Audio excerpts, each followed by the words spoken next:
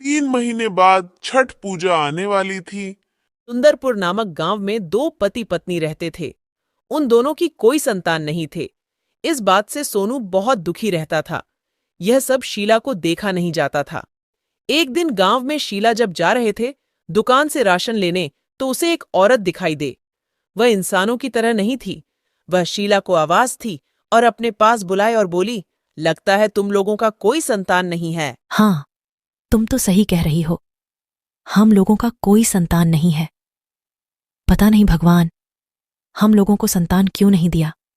बस हम दोनों एक छोटे से घर में रहते हैं। मेरे पति कभी भी खुश नहीं रहते। लेकिन आप यह सब कैसे जानती हो? क्या तुम कोई जादूगर हो तो हमें कैसे भी एक संतान दिला सकती हो?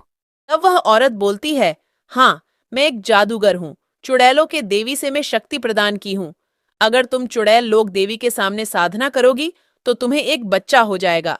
लेकिन यह बात तुम किसी से भी नहीं बताओगी, अपने पति से भी नहीं। तुम रोज रात के 12 बजे से 3 बजे तक साधना करोगी।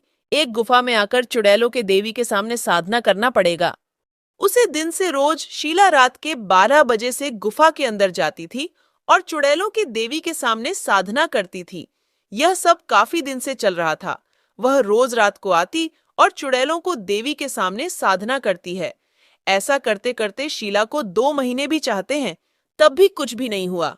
तब एक दिन शीला रात के 12 बजे आए तो वह जादूगर शीला को अपने जादुई शक्ति से मार देती है और चुड़ैलों के देवी के सामने रख देती है और कुछ मंत्र पढ़ने लगती है। उसे शीला का लाश गायब हो जाता है और चुड़ैलों की देवी के हाथ से शक्ति निकालकर उस जादूगर के सिर में जाने लगता है।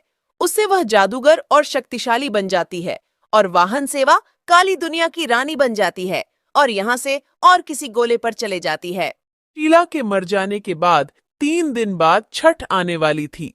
शीला चुड़ैल बन जाती है और रोने लगती है, तो वह रोटी रोटी अपने पति के पास जाती है। शीला को देखकर उसका पति सोनू डर जाता है। सोनू डरते डरते बोलता है, चुड़ैल जी, आप कौन हो? मैं आपका क्या बिगाड़ा है कि आप मेरे घर चली गई? वैसे तो मैं काफी दुखी हूं पहले से ही, क्योंकि मेरी पत्नी कल से गायब है। मैं उसे कहां कहां ढूंढू कर आया, पूरे गांव में पूछा, पर किसी को नहीं मालूम कि मेरी पत्नी कहां है। अरे सोनू जी, आप मुझे नहीं पहचान रहे? मैं हूं शीला। तुम शीला हो? अरे मैं कैसे मान लूं कि तुम शीला हो? तुम तो एक चुड़ैल हो और तुम्हारे शरीर से इतनी गंदी हुआ रही है कि लग रहा है तुम सालों से नहीं नहाई हो। तुम मेरी शीला कैसे हो सकती हो? तुम तो एक चुड़ैल हो। चुड़ैल को सोनू मन नहीं रहा था कि वह उसकी पत्नी है, तो चुड़ैल अपने साथ घटे हुए घटनाओं को बताने लगते हैं। सोनू को सारे घटना के बारे में पता चलने के बाद सोनू चुड़ैल को अपना पत्नी मान लेता है। यह सब होते होते सुबह हो जाती है और सुबह में चुड़ैल शीला में बदल जाती है और एक दिन भी जाता है। अब अगले दिन ही छठ पूजा आने वाली थी। तब सोनू बोलता है, शीला, मैं तो कहता हूं तुम छठ पूजा कर लो। हमारे घर की स्थितियां भी ठीक हो जाएंगी और हम लोगों का एक संतान भी हो जाएगा, ताकि मुझे अकेलापन महसूस नहीं होगा। मैं तो कहता हूं तुम कल छठ पूजा है, मैं जाकर बाजार से सारा सामान ला देता हूं।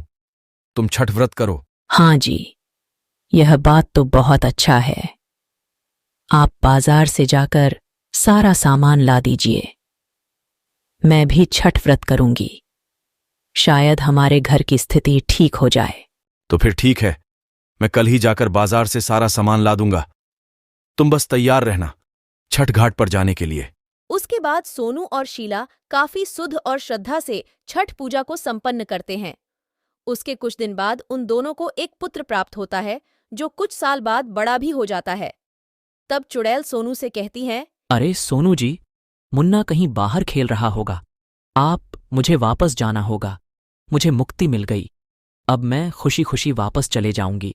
आप परेशान मत होइएगा। मुन्ना है ना आपके पास, वह आपको संभालेगा। अब आप तो अकेला नहीं रहेंगे ना, आपके साथ हमेशा मुन्ना रहेगा ना। आप मुन्ना का ख्याल रखिएगा। किस बात से सोनू रोने लगता है और उसके कुछ देर के बाद चुड़ैल वापस चली जाती है और सोनू और उसका पुत्र मुन्ना, अब वह दोनों अकेले ही उस घर में रहने लगते हैं। चुड़ैल के जाने के बाद अब घर सुना सना लग रहा था। काफी दिन से मुन्ना को उसकी मां नहीं दिखाई दे रही थी। तब मुन्ना कुछ छानबीन करता है तो सारी बात मुन्ना को पता चल जाता है और मुन्ना। तब सोनू रोने लगता है और कुछ दिन तो वह अपनी माँ को यहाँ वहाँ ढूंढता है। उसके कुछ दिन के बाद मुन्ना बीएफ अपने पापा के साथ सोनू की तरह रहने लगता है। तब सोनू कुछ महीने बाद एक दूसरी शादी कर लेता है और सोनू की पत्नी का नाम था मीना। वह मुन्ना को अपने बेटे जैसे प्यार करती और तीनों खुशी खुशी रहने लगे।